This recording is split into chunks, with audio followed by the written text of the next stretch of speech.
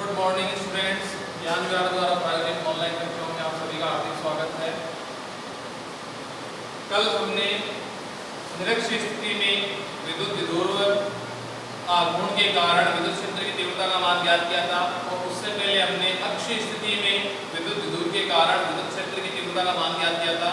दोनों ही important topic है और निरक्ष स्थिति वाला तो बहुत ही ज़्यादा इम्पोर्टेंट है, उसको आप अच्छी तरह से समझ लें। ठीक है, तो हमने अक्षीय स्थिति में जब निकाला था, अक्षीय स्थिति में विद्युत क्षेत्र की तीव्रता क्या है, E = 2kPr/r³।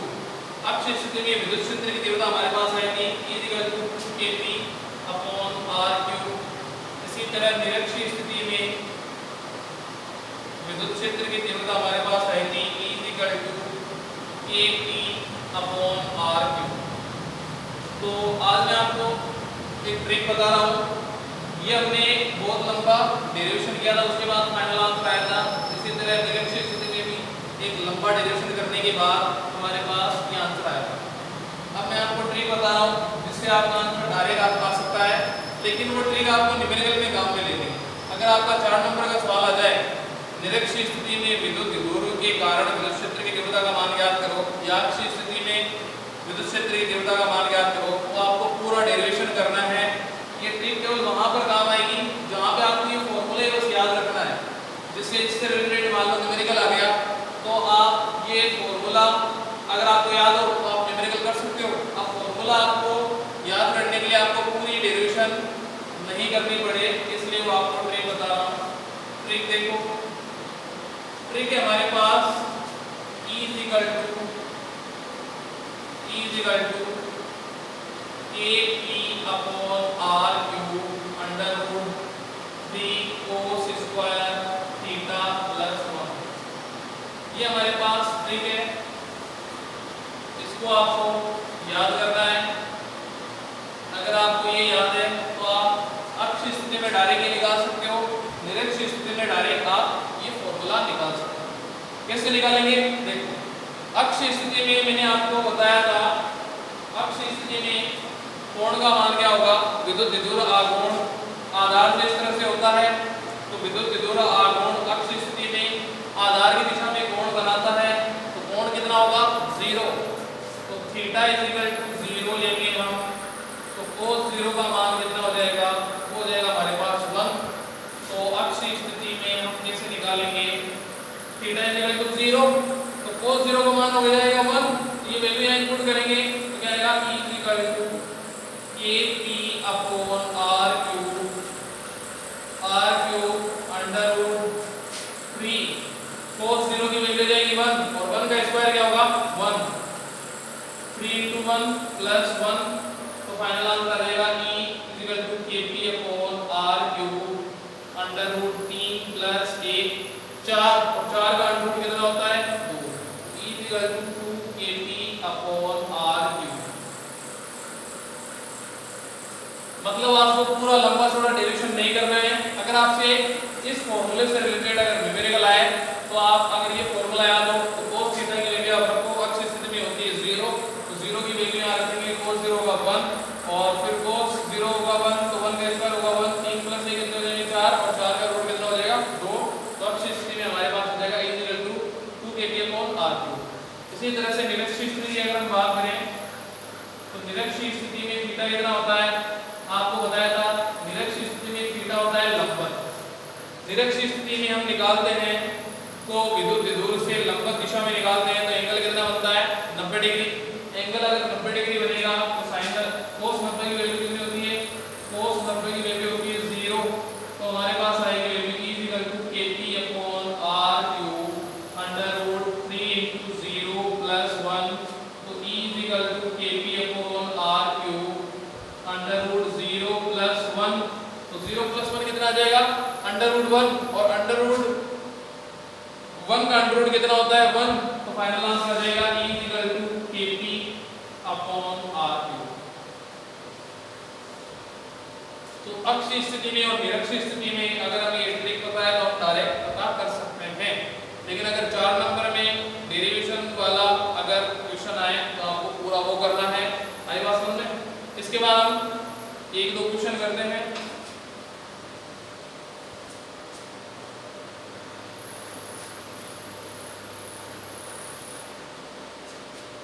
क्वेश्चन नंबर 1, दो आवेश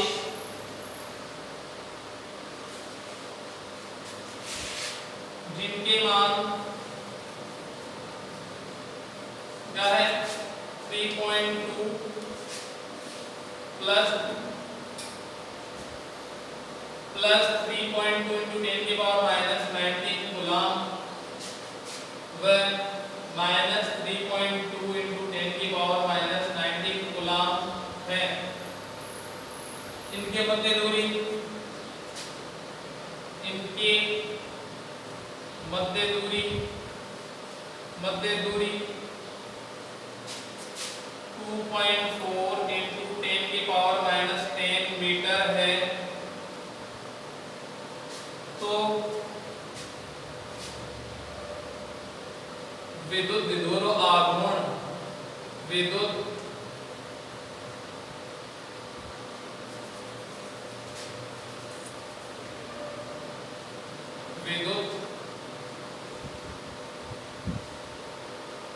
विधुर आघूर्ण का मान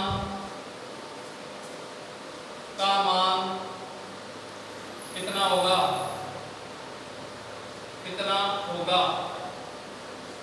तो दो आवेश हैं जिनके मान दे रखे हैं, इन दोनों के बीच की दूरी दे रखी है, तो आपको बताना है विद्युत विधुर व आघूर्ण का मान कितना होगा। तो कैसे निकालते हैं, देखो हमारे पास विद्युत विधुर के लिए फॉर्मूला डायग्राम बनाते हैं। पहले माइनस क्यू आवेश, फिर हमारे पास होता है प्लस क्यू आवेश, और इन दोनों के बीच की डिस्टेंस होती है हमारे पास 2L। तो फॉर्मूला क्या बनेगा, P = Q × 2L। आई बात समझ में। तो हमारे पास यहाँ पे माइनस आवेश कितना है, माइनस 3.2 इंटू 10 की पावर माइनस 19 कूलम, और प्लस आवेश कितना है, प्लस 3.2 इंटू 10 की पावर माइनस 19 कूलम, और दोनों के बीच की डिस्टेंस कितनी है, 2.4 इंटू 10 की पावर माइनस 10 मीटर। ठीक है, तो देखो एक आवेश माइनस का है, एक आवेश प्लस का है, और परिमाण दोनों के समान है, तभी तो विद्युत विधुर बनेगा। विद्युत विधुर किसे कहते हैं, परिमाण में समान तथा प्रकृति में विपरीत दो आवेश अगर पास पास स्थित हो तो इस प्रकार बनेगा, को विद्युत विधुर कहते हैं। अब देखो दूरी कितनी है, 10 की पावर माइनस 10 मीटर, मतलब बहुत पास पास स्थित हैं। तो विद्युत विधुर आघूर्ण का फॉर्मूला होता है P = Q × 2L। तो एक आवेश रखेंगे P और परिमाण रखते हैं तो पॉजिटिव रखते हैं 3.2 इंटू 10 की पावर माइनस 19। इसके बाद 2L की वैल्यू होगी 2.4 इंटू 10 की पावर माइनस 10। अब आपको पता है जब आधार समान होते हैं तो घातें जुड़ जाती हैं, तो 10 की घात माइनस 19 10 की घात माइनस 10, तो क्या हो जाएंगे P = 3.2 इंटू 2.4 इंटू 10 की पावर माइनस 29। आधार समान हो तो घातें जुड़ जाती हैं, तो 19 और 10 कितने हो जाएंगे, 29, और क्योंकि माइनस में है तो 10 की पावर माइनस 29। तो P = हमारे पास हो जाएगा 7.68 इंटू 10 की पावर माइनस 29। मात्रक क्या लिखेंगे, आवेश का मात्रक होता है कूलम और डिस्टेंस का मात्रक होता है मीटर, तो कूलम मीटर। ठीक है, और 3.4 2.4 को मल्टीप्लाई करेंगे तो हमारे पास ये वैल्यू आएगी 7.68 इंटू 10 की पावर माइनस 29 कूलम मीटर। आई बात समझ में। तो विद्युत विधुर आघूर्ण का मान होगा P = 7.68 इंटू 10 की घात माइनस 29 कूलम मीटर। आगे होगा समझ में, नहीं आया हो तो आप देख लेना। अगला क्वेश्चन करते हैं। अगला क्वेश्चन हमारे पास है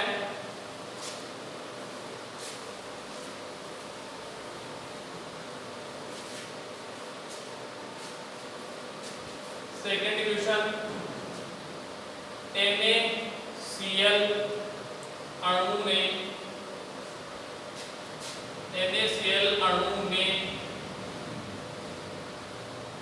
Na+ व Cl-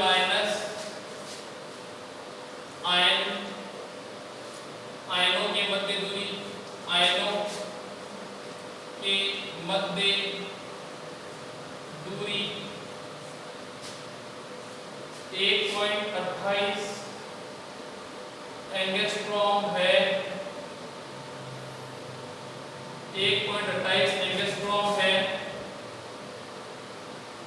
तो विद्युत विदुर आघूर्ण का मान क्या होगा?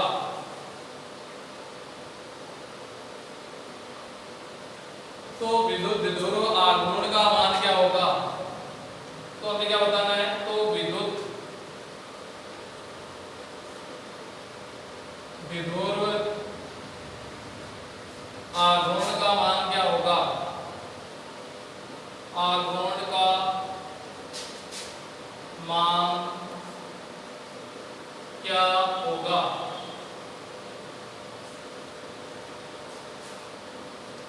तो विद्युत विदुर आघूर्ण का मान क्या होगा? या हम कह सकते हैं अणु की विद्युत विदुर आघूर्ण का मान क्या होगा? तो एक NaCl अणु है जिसमें Na+ व Cl- आयनों के बीच की दूरी कितनी है? 1.28 एंगस्ट्रॉम। तो आपको बताना है अणु के विद्युत विदुर आघूर्ण का मान क्या होगा। तो जैसा हमने पहले क्वेश्चन किया है उसी तरह से हम करेंगे। हमारे पास एक आवेश है Na+ आयन, दूसरा हमारे पास है Cl- आयन, ठीक है। दोनों के बीच की दूरी कितनी है? वो है हमारे पास 2L, जिसकी वैल्यू कितनी दे रखी है? 1.28 एंगस्ट्रॉम। और हमें पता है 1 एंगस्ट्रॉम में कितने मीटर होते हैं? 10⁻⁻10 मीटर होते हैं। तो आंसर कितना है इसका? 1.28 × 10⁻⁻10 मीटर। इसको मीटर में हम चेंज कर लेंगे। उसके बाद एक प्लस है आवेश, दूसरा माइनस है, तो परिमाण में समान और प्रकृति में विपरीत अगर आवेश हो तो इस प्रकार बने निकाय को क्या कहेंगे? विद्युत विदुर। तो एक प्लस आयन है, एक प्लस आवेश है, एक माइनस आवेश है, तो प्लस आवेश इसका मान कितना होगा? 1.6 × 10⁻⁻19 कूलम।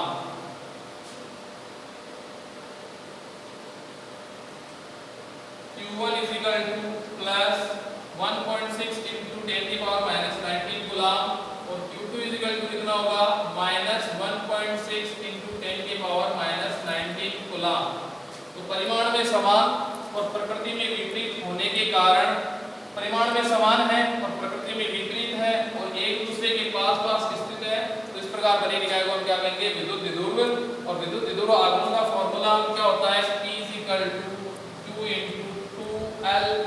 तो Q परिमाण लेंगे तो 1.6 × 10⁻⁻19 × 2L वो हमारे पास 1.28 × 10⁻�10। आई बात समझ में? तो इसके बाद हम क्या करेंगे? इन दोनों को आपस में मल्टीप्लाई करेंगे तो आधार समान है तो घातें क्या होगी? जुड़ जाएंगी। तो 10⁻⁻19 और 10⁻⁻10, तो आधार समान होता है तो घातें क्या हो जाती है? जुड़ जाती है। तो 1.6 × 10 1.28 × 10⁻⁻29, तो 1.6 और 1.28 को जब मल्टीप्लाई करेंगे तो आंसर हमारे पास आएगा P = 2.048। इनको मल्टीप्लाई करके देख लेना। पिछले वाले क्वेश्चन में भी 3.2 × 2.4, इसी तरह से 1.6 × 1.28 को मल्टीप्लाई करके देखना, आंसर आएगा 2.048 × 10⁻⁻29। मात्रक हो जाएगा कूलम और लेंथ का हो जाएगा मीटर। तो विद्युत विदुर आघूर्ण क्या होगा? इस अणु का विद्युत विदुर आघूर्ण होगा हमारे पास P = 2.048 × 10⁻⁻20 कूलम मीटर। तो दोनों क्वेश्चन आपको समझ में आ गए होंगे। अगर समझ में नहीं आए तो आप कमेंट में भी लिख सकते हो और इनको आप मल्टीप्लाई करके आपको ये वैल्यू आपको चेक करनी है। इसी तरह से जो पिछला क्वेश्चन था जिसमें 3.2 और 2.4 को मल्टीप्लाई करके आपको चेक करना है, ठीक है। इसके बाद अगला टॉपिक हम कल पढ़ेंगे।